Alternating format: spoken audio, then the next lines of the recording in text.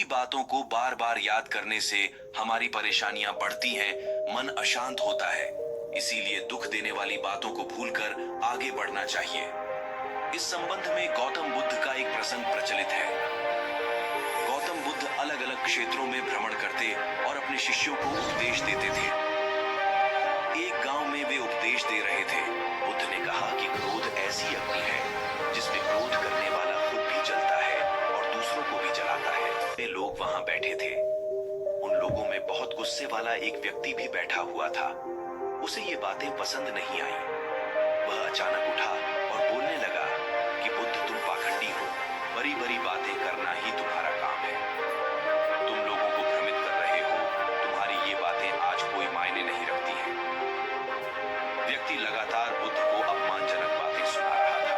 वहां बैठे सभी लोग ये देखकर हैरान थे कि बुद्ध ये सब शांति से सुन रहे थे, लेकिन कुछ बोल नहीं रहे थे।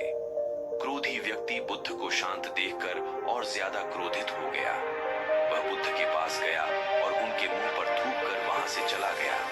घर पहुंचकर क्रोधी व्यक्ति का मन शांत हुआ तो उसे अपने की पर बहुत पछतावा हुआ। वह बुद्ध से क्षमा मांगने पहुंचा, लेकिन उस गांव से बुद्ध पड़ोस के गांव के लिए निकल चुके थे। वह व्यक्ति बुद्ध को खोजते हुए दूसरे गांव में पहुंच गया। वहां व्यक्ति को जैसे ही बुद्ध दिखाई दिए, वह उनके चरणों में गिर गया और क्षमा मांगने लगा। बुद्ध ने उस व्यक्ति से पूछा, तुम कौन हो और क्षमा क्यों मांग रहे हो? उस व्यक्ति ने कहा, क्या आप भूल गए? मैंने कल आपके साथ बुरा व्यवहार किया था, आपका अपमान किया था।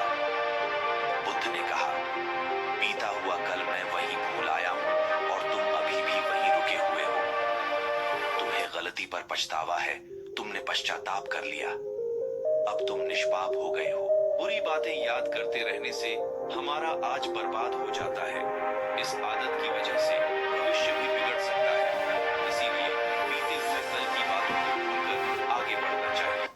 दोस्तों, मनुष्य का जीवन